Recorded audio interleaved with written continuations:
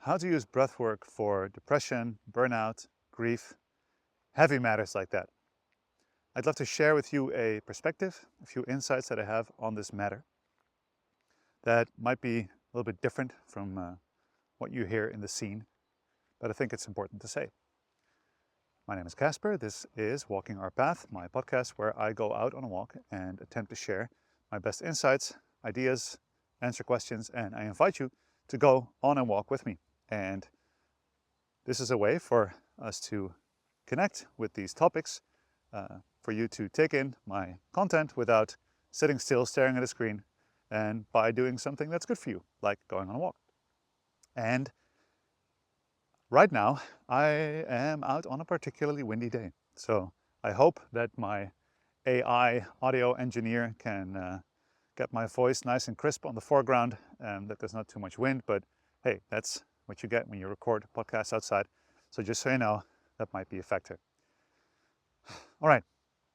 So in recent weeks, I've got a few questions that are different in some ways, but they all kind of gravitate around the same topic, which is this question of how do we breathe for depression, burnout, grief, which technique for which problem?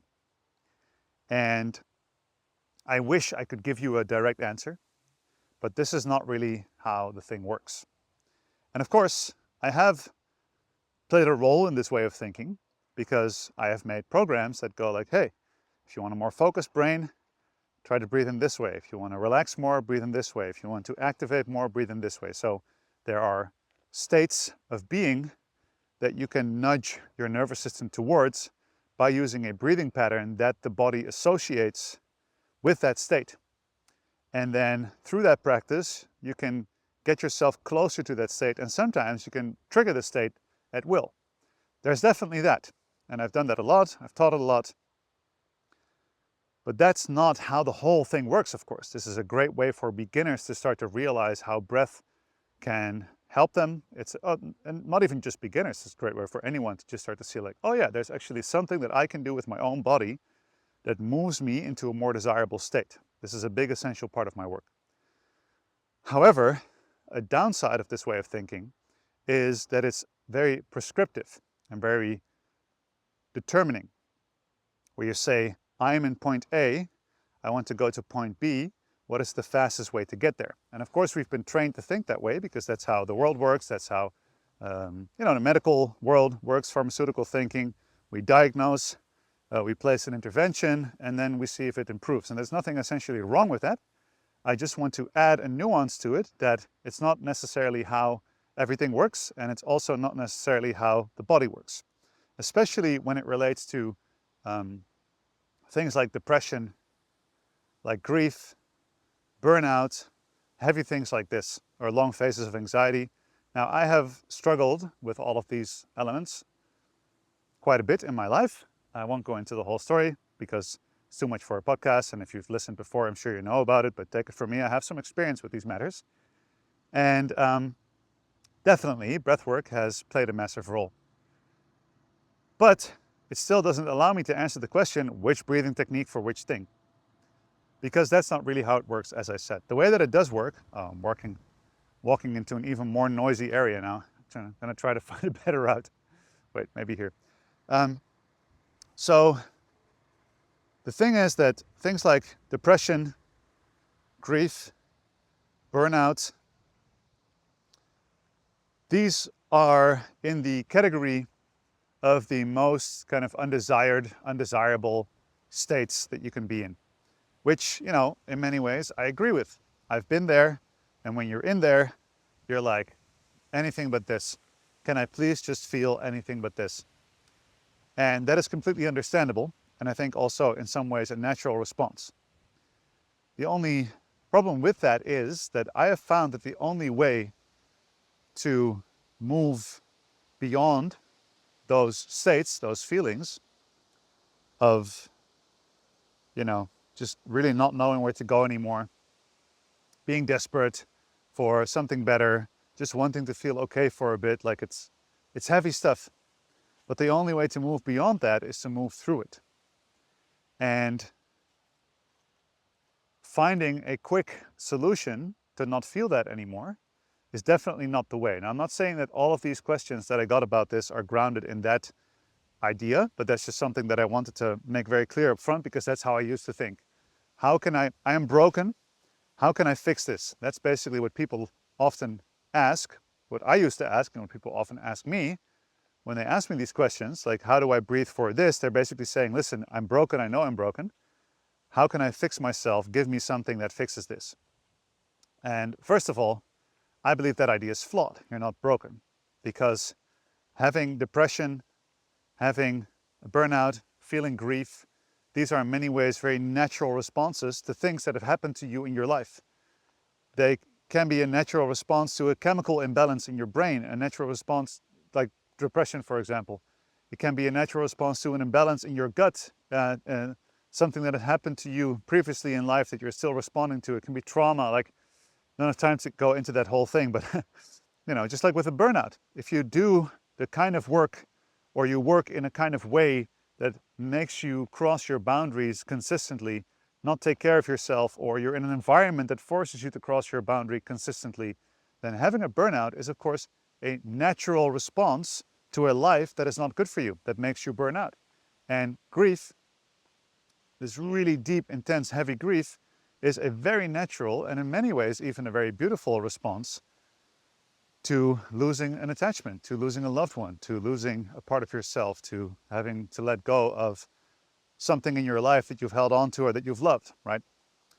And there's of course many other areas that this applies to, but I believe that everything that can be experienced and felt in the human body has some reason for being there. So looking for a technique, a way, a pill, a supplement, a treatment to get away from that, from the idea, I am broken because I'm feeling this thing, there's something wrong with me, I need things to be right with me, now please fix me. And actually, interestingly, in kind of the new age and personal development world, a lot of modalities are marketed in that way, which I think is weird, because I think it's very counter to what these scenes and these fields are really about. Because I believe that we're not broken at all. If we deal with these things, if we live with these things, there are probably very good reasons for your body, for your emotional body, for your inner world to produce these signals to tell you that there's something up. And the body is very, very intelligent. And it will produce a very loud noise, like heavy depressive thoughts, for example, in relation to, or like in a kind of a logical, natural response to something that's not good for you. Now, I have been on a quest of, I think, multiple decades to figure out how that works and which these things are for me. And yeah, for me, it's definitely been a combination of many different things. It has been lifestyle-related nutrition. It's been related to addiction, putting the wrong things in my body. It's been related to childhood trauma, to being bullied as a kid, to so many different things, right? There's this whole web of things that have happened, and my body has created a lot of these emotions, feelings, sense of stuckness, depressive moments that are in response to all of those things. Yeah? So I can just speak from my own experience that it can be a very complex landscape to navigate. And I haven't found any quick fixes. I have found very direct ways of dealing with this, but direct is definitely not always quick and certainly not always fun, right? So there were no shortcuts. So having said that, how does breath play a role in that if it doesn't play the role of a quick fix technique? Now, of course, there are many moments when your whatever emotional state or circumstance that you're in is so overwhelming that it gives you a sense of panic. Yeah, so that's a very in-the-moment example of where we can use breath. So let's say you are having a particularly difficult day with whatever you're dealing with, and you notice your mouth is getting dry, your heart rate is up, there's some kind of a stimulus that is causing you to go into a state of panic. In that case, of course, having a simple breathing technique that can briefly, or at least gently attempt to move you out of that state is very useful. Yeah, so for me, I've had many panic attacks, and then if I can just find my breath in the moment, and if I can just deepen my breath, because then I usually notice if I find my breath, it's contracted, it's stuck, doesn't move very naturally. And if I can just take a deep breath, breathe out, feel if anything changes. Do that again, all the way in, hold it for a few seconds, let go in relaxation and try to relax a little bit. And at the end, pause it a little bit and wait. And it's almost like I'm pushing a little button in my nervous system. And that's really what's happening, is that this is called a vagal break. There's many breathing techniques like this, like the one breath break that I just exemplified, the physiological sigh, a few rounds of box breathing. In those moments, you could definitely have a simple kind of quick fix. It's not really a fix, but a quick patch breathing technique to at least move you away from the intense, for example, panic or anxiety that you're in if you're kind of spiraling out of control. So that's a very simple way to do that. A deeper layer that comes with that is that now, instead of being stuck in your head or your circumstances or thinking about what's wrong with you, now you're actually going into the body and finding some way through the body to work with what is there.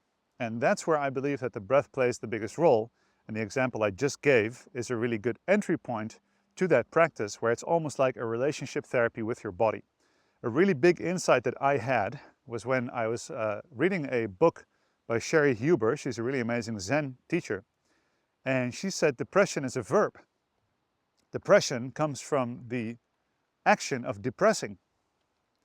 And the opposite of depressing is expressing. Now that doesn't explain depression in its entirety. It also doesn't explain my depression in its entirety, but it did give me a very big insight as to what I was really doing, because my depression was an attempt to not feel. And like I said, these heavy emotions and states like grief, depression, burnout, anxiety, they are among the most undesirable feelings that we can experience. So very often, so point one was they are the most undesirable things that we can experience. Point two is the only way to get beyond those is to go through them, to have whatever is inside of you play itself out. This has been my experience, at least. And then the third is usually we do the opposite of that, which means that we push away, we pull away, we resist, we do not want to feel it. And for me, seeing that depression is a verb, I am depressing my emotions, I'm trying to not feel. Okay, so that means that the other way, the expression, allowing the energy to flow through me, allowing these emotions to be inside me, trusting myself with them, that is maybe the summary of my path of healing. Finding all kinds of different ways of feeling safe enough inside myself to feel the emotions, to let the things pass through, to recognize that no matter how strong of a wave of intensity, of anxiety, of worry, of doubt comes up inside of me, that cannot destroy me. It's a part of me. It's there to have a certain message, right? It is my body giving off an alarm signal. And if there's no immediate actual danger around me, that alarm signal is an inner alarm signal where I'm responding to an inner sense of unsafety. But in my direct environment, I'm not unsafe, so it has to be something that I need to work with inside of myself. But if, like me, you've spent most of your adult life not feeling what you're supposed to feel, what's there to feel, suppressing it, overworking, perfectionism, damaging yourself, judging yourself, poor food, drugs, whatever I used to do to just not feel myself, it's quite difficult to get there. And that's where I believe breath plays the biggest role. It is like relationship therapy with your body, with your deeper layers, to acknowledge that your breath is present in each moment, and then it is an anchor into a different state. So just using a simple breathing technique, like I said in the beginning, this is the reason why I've been teaching these simple breathing techniques and presenting them as almost like a quick fix. Well, it's not a quick fix, but a quick shift, I should say. Because if you can start to just make these quick shifts in the moments when you really need it most, you can start to practice acknowledging that in every moment there's multiple things happening. There might be this really intense, heavy feeling, but there's also your breath. And your breath is always in the moment, and it's always linked to your state. So using your breath to deal with these things is not about which technique should I use. It is about studying how does my body communicate to my brain, to my conscious awareness about safety. And if I'm getting signals of unsafety, how do I read that?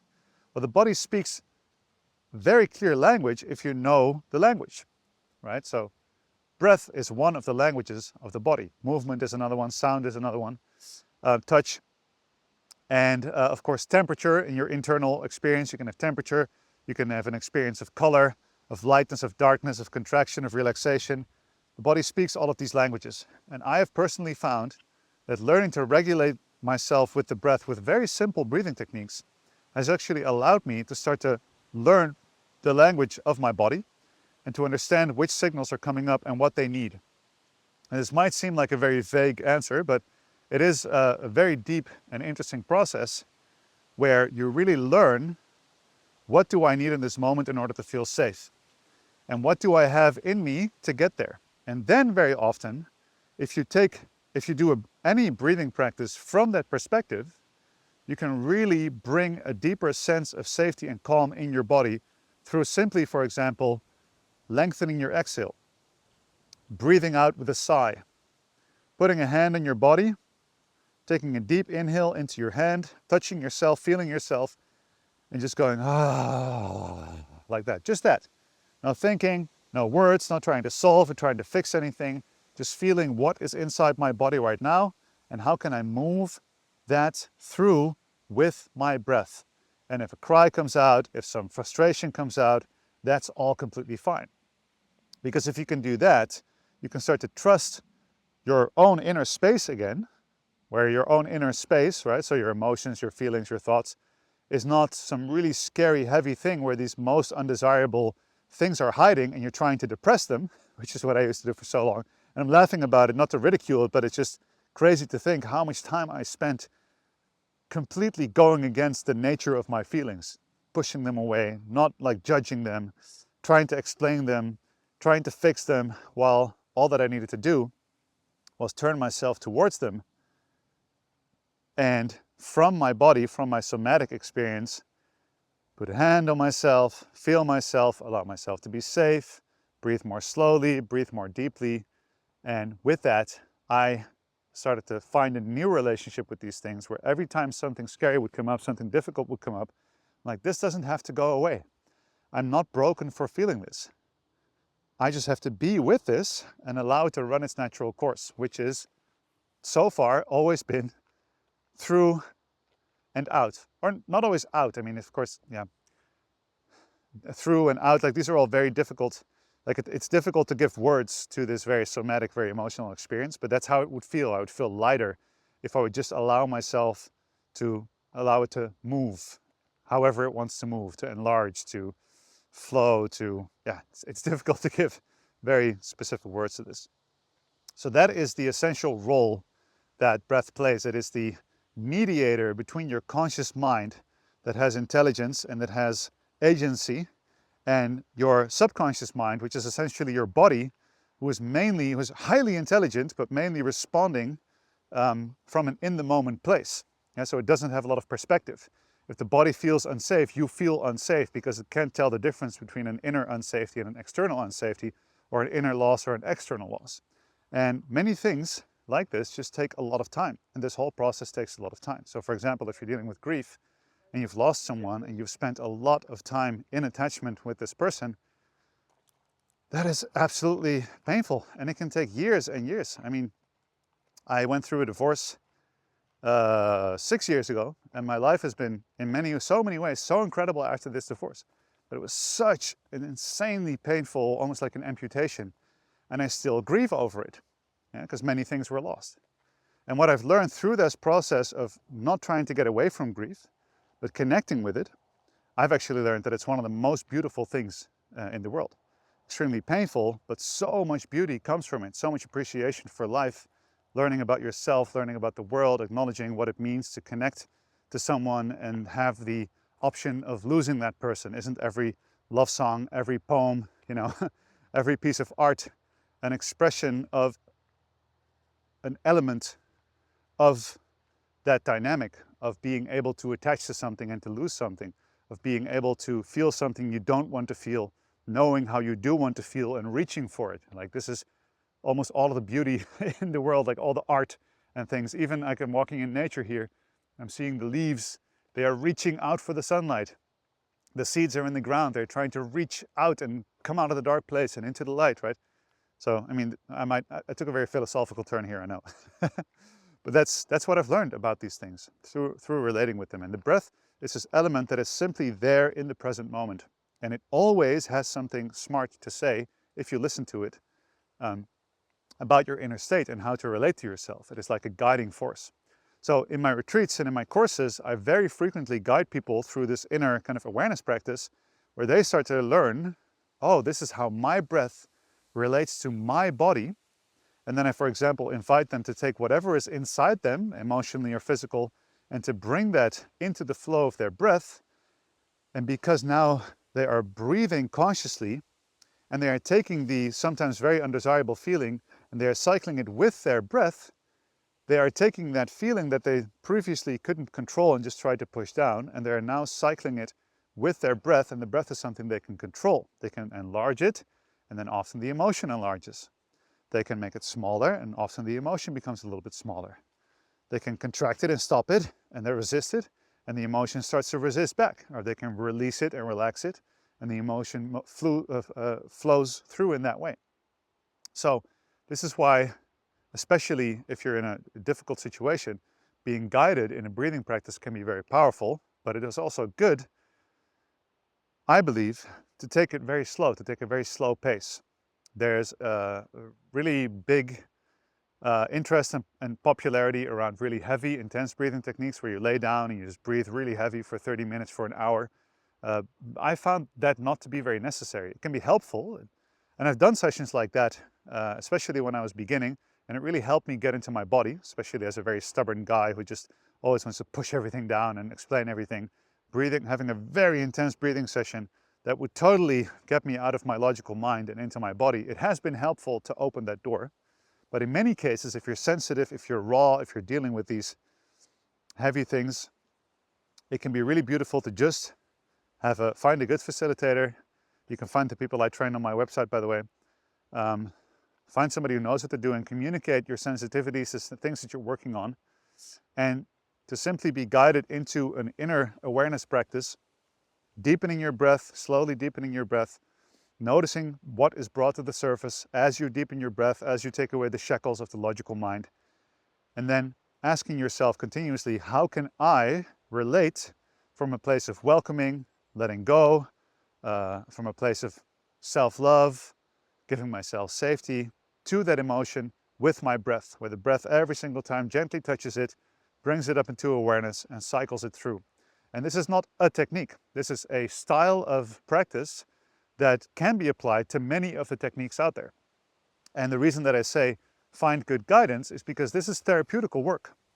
And it really, really helps to have somebody with you that you feel safe with that can lend a guiding hand. So that if you, for example, go into your own old pattern of pushing it away or getting stuck or fighting it or resisting against it, that this person can help you navigate that, right? Because there might not really be anything wrong again with, like, let me make that also very clear. Resisting it, pushing it away, not wanting to feel it is also a very natural response, right? You're not broken. And it is just about learning to bring those parts closer together.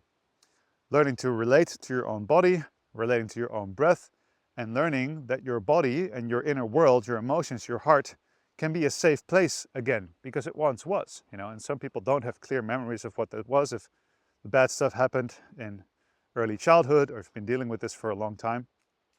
But, and it can take a very long time to kind of rewire that awareness. But yeah, this has been my kind of best insights around this. Why seeking out a safe environment, a good facilitator, a somatic practice that allows you to relate to your body.